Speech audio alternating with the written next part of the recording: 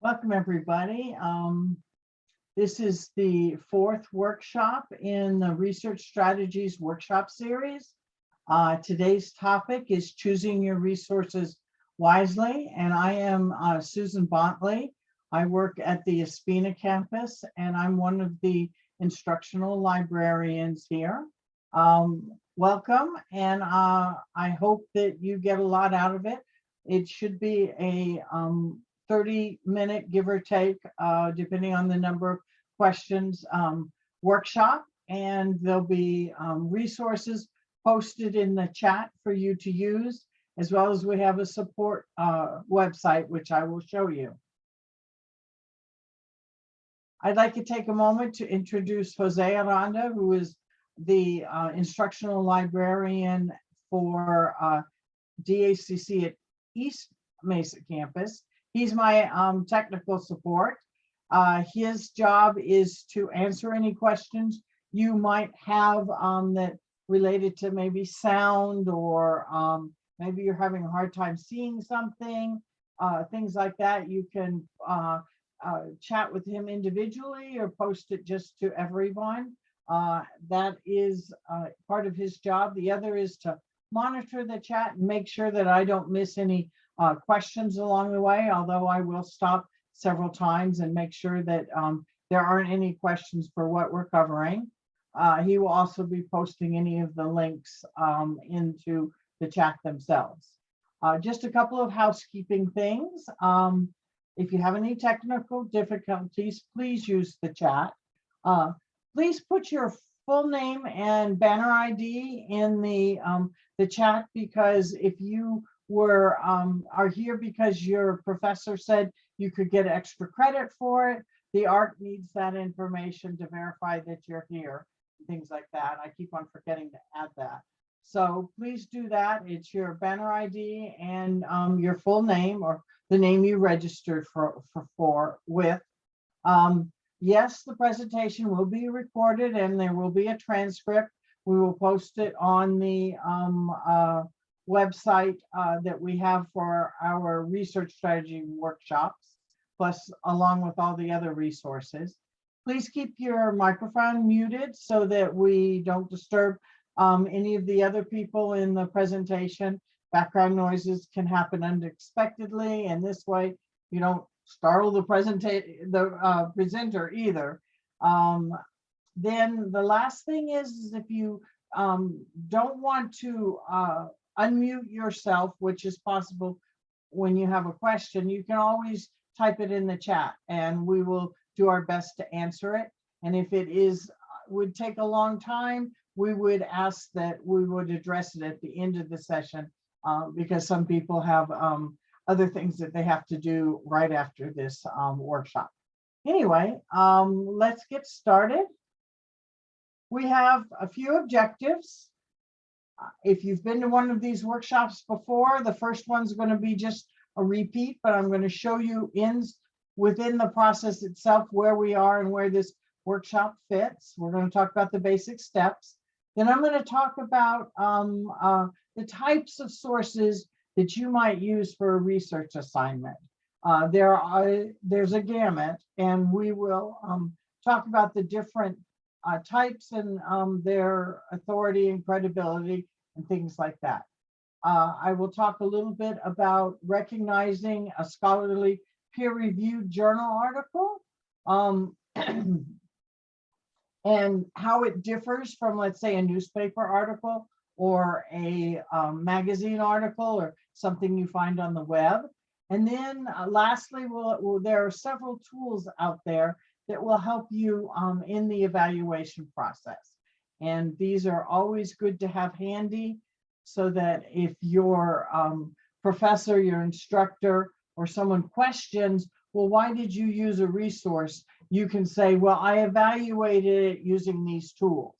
And hopefully, based upon that, they will accept it as a resource that is worthy of what you are writing about, that it supports your argument or your position.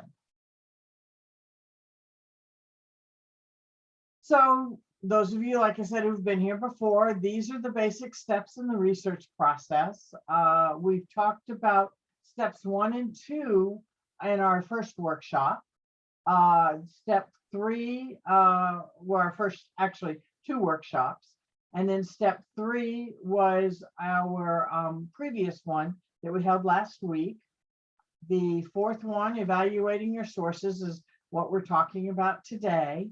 The next 2 steps, 5 and 6, are ones that you would do once you've gathered your resources. You're going to have to take notes from what you have, and then you're going to have to synthesize your information and write your paper.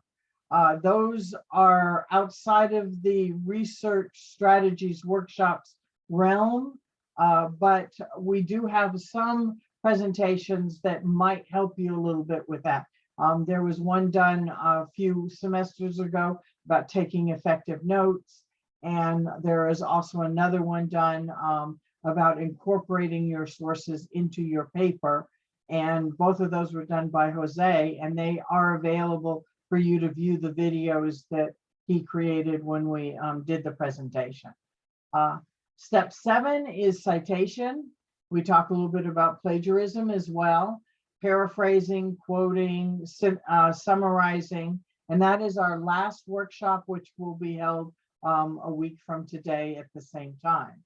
And finally, step 8, which is one that a lot of people, either they haven't left enough time for it and they're up against a deadline, or they might forget about it. I mean, they're so relieved that the assignment is over, they forget to proofread.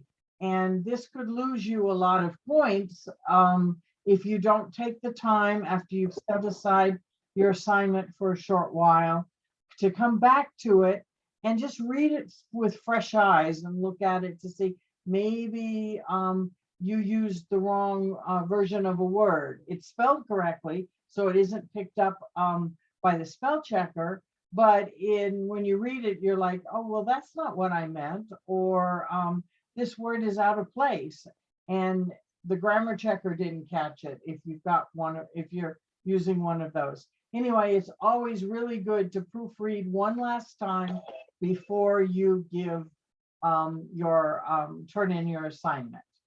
And then I created this handy dandy nifty graphic that shows the process. Our workshops 1 and 2 were right in here. We did those a couple of weeks ago. The last workshop was about generating keywords, choosing a database, and improving your results. That's one that we just finished last week. And then identifying your resources and evaluating and checking for bias is what we're going to talk to today. This is the section that we don't have anything on, but we do have some smaller support videos for that. And finally, workshop number 5 is for citing your sources. Are there any questions so far? No. Veronica, I guess you'll let her back in, Jose, when she is comes back in. Okay, there are sources available or out there. We call them traditional versus possibly web-based or internet-based. And traditional are usually the print resources. You start with that. That would be print books, print magazines, things that you would traditionally find in a library 20 years ago. I mean, we still have them, but they're a dictionary, encyclopedia, things like that, that may only be in print, and you can handle them. A newspaper is a print resource. Although a lot of times we're now going to the electronic version. So you have the same type of traditional resources, your newspapers, your magazines, your journals, your technical reports, your dictionaries, your encyclopedias, but now they're digitized. Now they're an electronic version of it. Sometimes it changes format.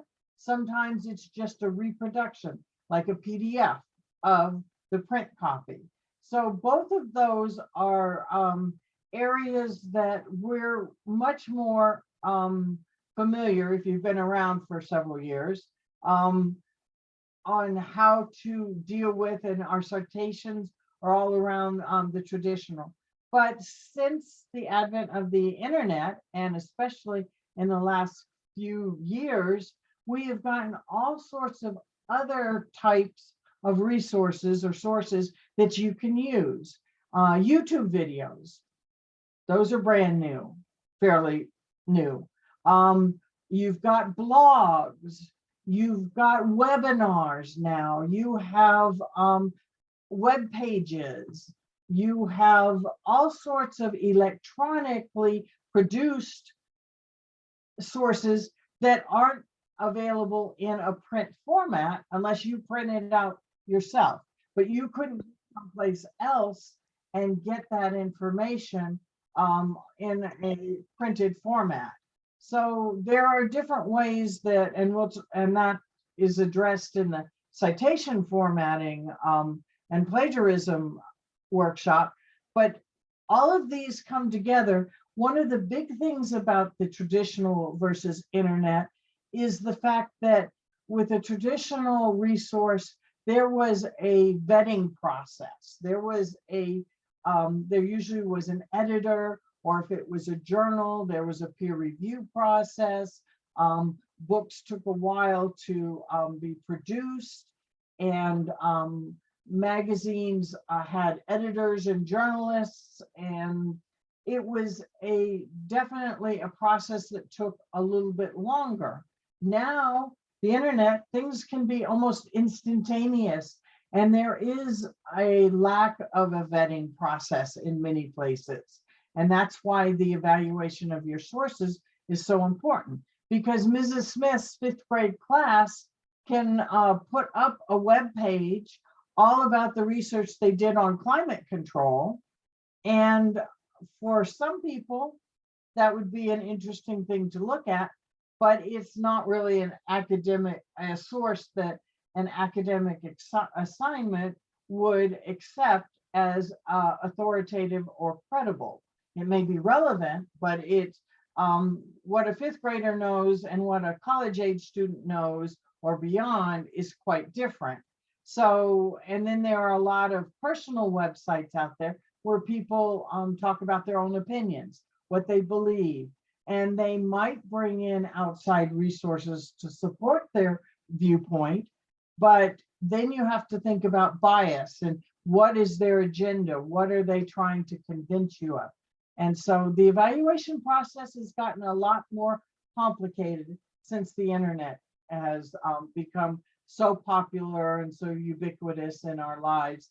And also the advent of alternative facts and fake news has made it even harder than that.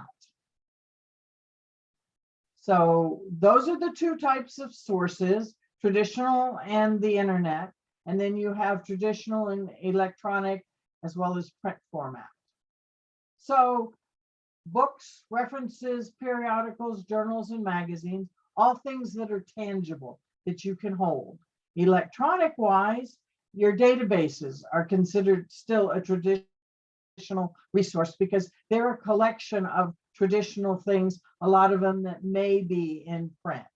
And ebooks. Ebooks could be only only created in electronic format. In other words, there's no physical book that it represents that you could purchase or you could find on a shelf, or you have an electronic version of a print book. So those are the two types. And a lot of times now, publishers are rethinking their models, and it's much cheaper, obviously, to have an ebook. It's only data, bits and bytes and things like that. They don't have to worry about the complete publishing process where they have to put together it and have it printed and then bound and then shipped out to various libraries. So some publishers are rethinking certain topics that only now come in ebooks, and you can't find a physical version. And then there are other things. BrainFuse and Mango are resources that we have that support the learning process. Mango is for languages. BrainFuse has actually two different areas. One is for a career and job searching and learning about, and the other is for additional support of various college subjects. It's sort of like the ARC, but electronically. You have tutors, you have also training modules and things like that. So there are a lot of different types of sources out there that could be used in your academic assignment. So you think periodical. What is a periodical? Periodical is something that is available, is published. It could be electronic, it could be in print on a regular basis. Okay. It's published periodically. And the period of publication could be yearly, could be semi-annually, like every 6 months. It could be every other year, bi-yearly. It could be monthly, quarterly. It could be weekly, could be daily. So there are many different ways that, information can be published. A newspaper could be a daily or weekly newspaper. A magazine, Entertainment Weekly, comes out weekly, but then Time Magazine comes out monthly. Newspapers could be, if it is a trade newspaper, could come out monthly or could come out weekly. A lot of journal articles come out monthly, but they sometimes skip like the summertime months. Some only come out quarterly or twice a year. Symposium and conference proceedings. If it's an annual conference, it comes out annually, but some conferences are held every other year. So you only get that every other year. So periodical is just something that is published and distributed on a periodic basis. And you just have to figure out for the different sources what is comes out. Now, the time frame also affects the relevancy and the timeliness of something as well. A daily periodical, like a newspaper, has a very quick turnaround. Things have to be done as fast as possible because you have a deadline that's every single day. So that is means that the type of research for that might not be as in depth as something that maybe comes out monthly or quarterly. And that's where the difference between a magazine versus a journal, popular versus news. So news, it's newsworthy, so it's very timely. It's breaking news type thing. And they may or may not have the time to go in depth on the currently breaking news, but then maybe at the end of the week, they will have spent a little bit more time and given you maybe all the background information. A magazine is a popular venue. It's not a scholarly, it's not academic, versus a journal. And you can see the difference here. The top are magazines and the bottom are academic journals. And the differences are such that magazines usually are not as thick. They're not, they have a lot of color, a lot of graphics, usually photographs, a lot of advertisement, mostly because that's how they're supported. And it is a glossy, it's there to entertain you usually, or to give you current events and news. And it's to catch your eye. A journal rarely has any color in it. If it has any type of illustrations in it, it usually is a table figure, of numbers and things, or it's an illustration, a figure or graph or something like that. But it's just usually text, a lot of text, very dense. Now, popular and news magazines, those are the ones that might come up fairly quickly and regularly, like on a daily or a weekly basis, versus a magazine would possibly be a monthly, and a journal could be a monthly or quarterly or even every 6 months. So the timing of when it's published is different as well.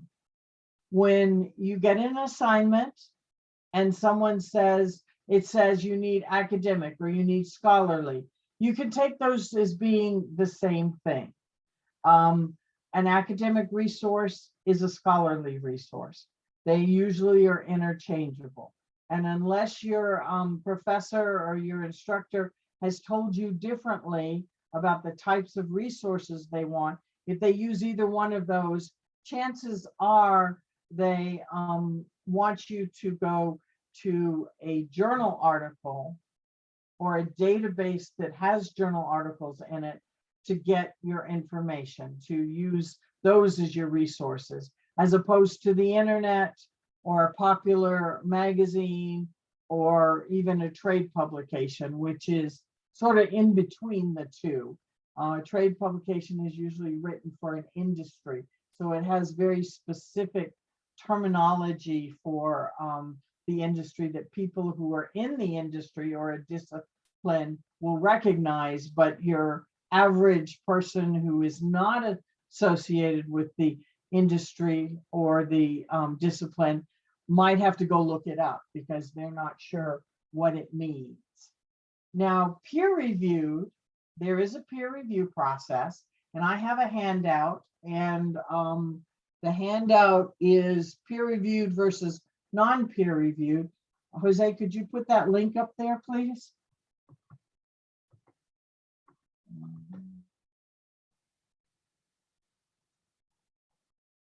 This is one of the handouts, and it talks about audience, authors, content, where the sources come from, what the purpose is. And so this is just a really quick down and dirty chart you can refer to if you're really not sure. Everyone can see this, correct? Yes. Okay. Now, the process of peer review is a lengthy process. It doesn't consist of just an editor and some journalists. First of all, in a journal, what happens is that a researcher or an expert in the field, usually academic expert, does some sort of research, or they go out and they read a wide amount of literature and then they are synthesizing it. So they do all of this and they have credentials. Usually they work at a university or a research institute, and they gather the information, they write their article, and then they submit it to a journal to be accepted and published. But they just don't automatically publish everything they get. There is a process that is out there where expert reviewers look at the submitted article and they evaluate it, and they have a criteria. The journal has a criteria, the discipline possibly has a criteria, and they do and the people who are reviewing it are they know a lot about the subject. And so once it's been reviewed by the those expert reviewers, then 3 things can happen, actually 4. One, it could be accepted with no changes whatsoever, but that rarely happens. Usually there's something that, so it's returned for revision, okay? And then the person who wrote it looks at all the comments, they make some of the revisions, they may make all the revisions, and then they resubmit. It's called revise and resubmit. And hopefully, and sometimes that process goes more than once. Then the other thing it could be done is it could be rejected straight out. They could say, this article's okay, it's good, but it doesn't fit what we are looking for our journal. So they reject it. They tell the person, sometimes you get comments, sometimes you don't. And then the person who wrote the article may turn around and submit it to a new journal for that. So those are the things that can happen to a journal article. And this process can take up to 18 months, maybe even longer, maybe shorter, because you've got a lot of people involved in the process. So once it hits the journal and is printed, and then it's slated for whenever they're going to have it. And they usually have a list of articles that they've accepted. So your journal article might be accepted in January by the journal, but not published till June, 6 months later. So there is a lot of time in here. So you can't find brand new breaking news information in journals usually. And if you've been following any of the research on COVID, then you will realize that they talk about research studies that have not been peer reviewed, meaning they haven't gone through this process, but because this is a global pandemic, they want to share whatever they have discovered with people, and it's almost like it's a social review of it, where the experts will look at the data and they make comments on it in a more social environment, sort of like, you write a Yelp review or you write a TripAdvisor review and things like that. Well, they have a what's the word? A collective review of it before it goes through the actual peer review process.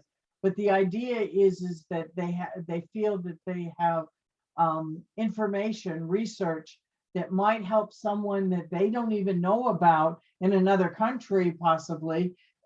Maybe that's the breakthrough idea, or maybe it triggers something. And so we're sharing all of our COVID information. We're hopefully sharing. There are some countries that are they share less than others, but the idea is that any type of useful information is good for the entire world, not just one population. So the peer review process is very lengthy, but when it finally hits the publication, you know that it is credible, it's authoritative, it is very useful, and it's the gold standard for you to use in an academic setting for a research assignment. Granted, sometimes people are not as thorough as they need to be and they retract, but for the thousands of papers that are published every single month, that is such a small amount that it's not, you'll get notification. There'll be notification if something like that happens, but it's usually a very small amount. Is there any questions? All right, there's another one because we're going to talk a little bit about, let's go back to here.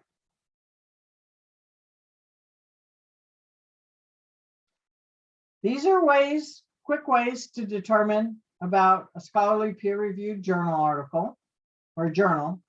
Is it written by a scholar, a researcher of some sort? And it talks if you ask yourself these 6 questions and you look for these 5 characteristics, if you can say yes to these, then you've got most likely a scholarly peer-reviewed journal. And when you get into our databases, that is an option you can select when you're asking for results from your search. You can say, I only want scholarly academic peer-reviewed journal articles, and that's all you'll get. You won't get any magazines, you won't get any newspapers, you won't get any videos or anything like that might be within your topic in the database. And some professors say that's all you can have. So there are ways to just get this type of information. But this information, these are some of the questions you should ask, and this is what it looks like. Usually it's a long one. It's got references or footnotes, endnotes, like I said, no color, very minimal graphics or images. But we're all using the internet. I mean, it's part of our lives. You know, you're sitting at dinner and someone says something, oh, you know, when was Betty White born type thing. And you hop on your smartphone and immediately tell everybody where she was born, when she was born, who she was married to, et cetera, et cetera. So the internet is part of our lives. And especially for students now, where the internet has been around since before they were born. So they don't know anything other than the internet as being a source of information. So you have to be a little bit cautious when you use things off the internet. Obviously, there are varying degrees of credibility and reliability. In order of most reliable and credible is the government, including libraries, educational, which is, you know, community colleges, universities, anything that ends in a .edu ending in their website address.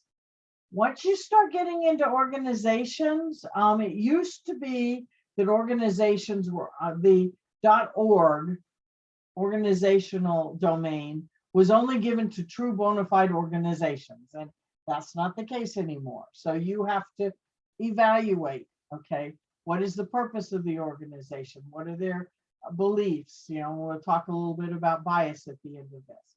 Then you have the Wikimedia projects, which is Wikipedia and all the other ones I told you about a couple of workshops ago. There's a whole slew of them.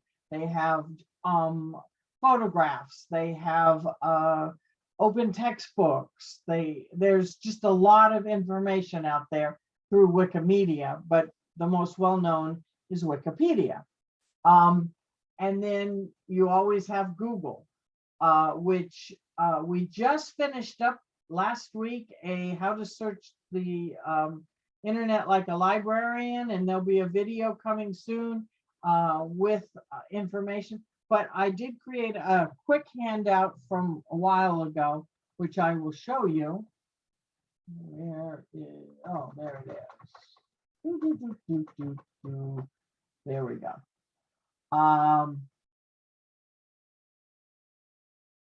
Where is my handout? It's on the website. Excuse me. So we're going to go down here, and here it is.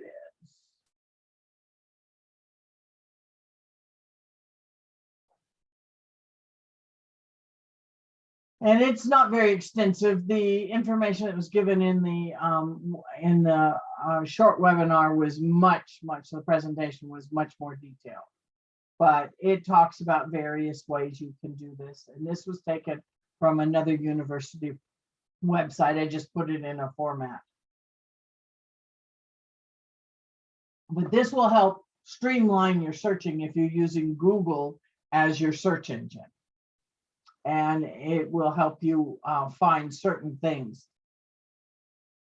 Now, the other one that Jose just put the link up is the databases versus websites and the internet.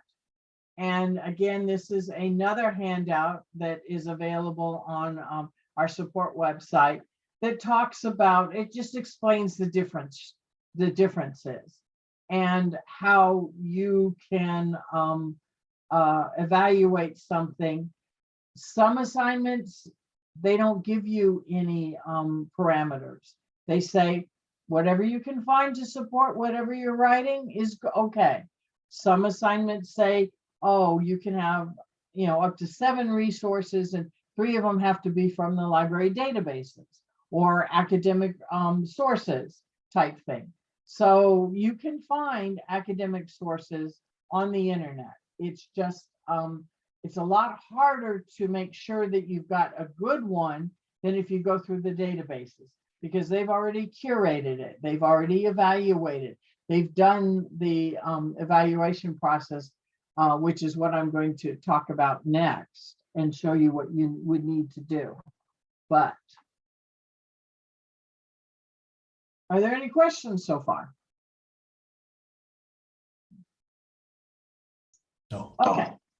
So you're evaluating your resources. First of all, you need to ask yourself these 3 questions when you find a resource or you start looking for a resource. What are you looking for? Are you, and that usually comes from the parameters of your assignment. Can you use newspaper articles? Can you use websites?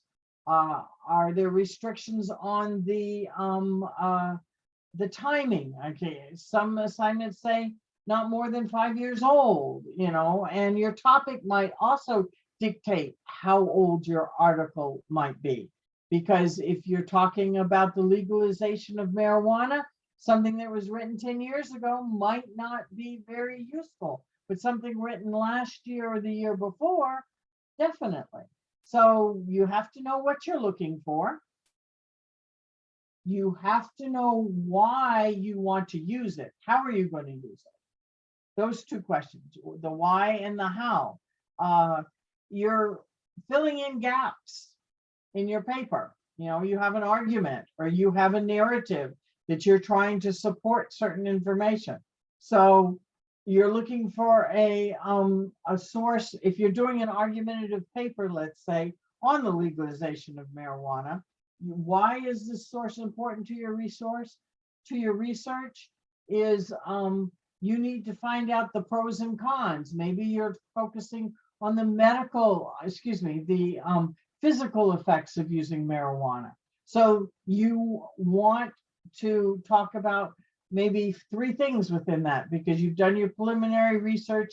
You realize there's a lot out there, so you're only going to focus on maybe compare it to alcohol use or recreational drug uses that are, well, everything's illegal. So I guess you compare it to mainly alcohol, because that is a legal form of illegal substance that gives you some of the similar effects, depending on the type of marijuana you're smoking and or taking. And then how are you going to use it? If you've got a pro and a con, in other words, you are talking about the argument that you're going to refute, or this is supporting your own argument. So these are questions you ask. And there's some tools. This is the credibility continuum. And there's more information on our support website about this. And then you have what we call the CRAP test, which is really it's a worksheet to direct your thoughts, and it's a list of questions. It is not a checklist. It is questions that you need to ask yourself when you're evaluating a source. You talk about the currency, depending on your topic. If it's a history topic, currency may not be an issue. How relevant is it to your what you're studying? And there's a short video about the CRAP test specifically, so I'm not going to go into great detail because we're already running a little bit late. So, but both of these resources are on our support website. And that was it. Here is our support website, and I will go ahead. I'm going to,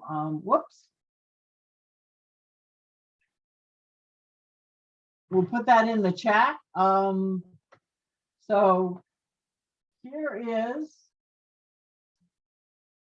the support website. It's, if you'll notice, it is pretty much got a lot of information of what I've just talked about, the basic steps, and you recognize some of these slides. And below here, I've got a couple of extra places to go, a video to look at about scholarly versus what makes it different than magazine and newspaper articles. And then there's some of the links to what we already showed you before. Then evaluating what the questions. Here's the continuum and the questions that go along with it. And here is the crack test. It's a tool. It's like I said, it's not a checklist. You don't do yes, yes, no, yes, yes. Okay, it's a good source. It is much more involved than that. And this particular video, it's very short. We'll show you how to use it. And then bias, which is not what we're going, what we can talk a little bit about, is it's a preference. It could be a prejudice to a person, object, or idea, but you use words, facts, tone to convey how you feel. So we learn about trigger words, and we learn about words that happen to make people feel different things. They could be when people want to get you engaged in what they're talking about. They may use certain phrases and certain words to evoke emotions and things like that. So it's impossible for you to be unbiased. We all have preferences. We all prefer chocolate versus not chocolate, that type of thing. We prefer a specific flavor of ice cream over another. That's okay. We're human beings. It's when the bias is intentional but not disclosed, or it's presented as giving you the entire picture when it actually is only showing a portion of the information, or taking facts and out of context, that it becomes a problem. So you have to be aware of that. And we have 3 different media bias bias checking tools. These are all really good. So if you're not sure if your source comes from a somewhat biased website or publication, you can go to these and you can double check it. You can fact check it. And then lastly, I have some resources at the bottom that you could use to further add to what we've talked about. Really quick, I went through these 4 things: the basic steps, the types of sources available. We talked about the format of a scholarly peer-reviewed journal, and then I gave you a few tools to evaluate various sources. And there are many more out there, but these are the ones that are usually the most popular. Our last workshop is on next Wednesday at 1 p.m. and it's about plagiarism, and we'll talk a little bit about quoting, summarizing, and paraphrasing.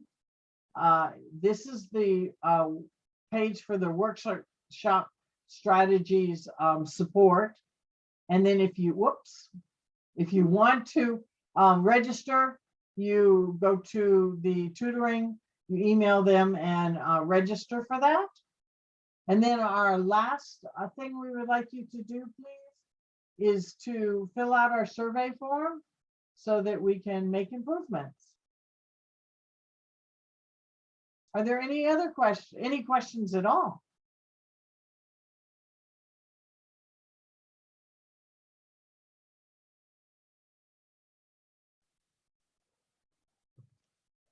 Guess not. Okay, well, everybody, have a wonderful rest of your Wednesday. Enjoy the sunshine, and hope to see you next week. Thank you for coming. They are given once a semester. So next fall, there will be another series, the 5 series. I tweak them each semester a little bit if I know what is going on. If I find new information, Sometimes some of the websites have been changed and they don't meet our needs. So I always check all the websites to make sure that they are what I, support what we're presenting. And if there's new information, I also add that in. So once a semester, we try to do it right around the time that a research assignment might be given in a class. And you're welcome to come to any of them. And several of the websites have been recorded and they're up on the our YouTube channel.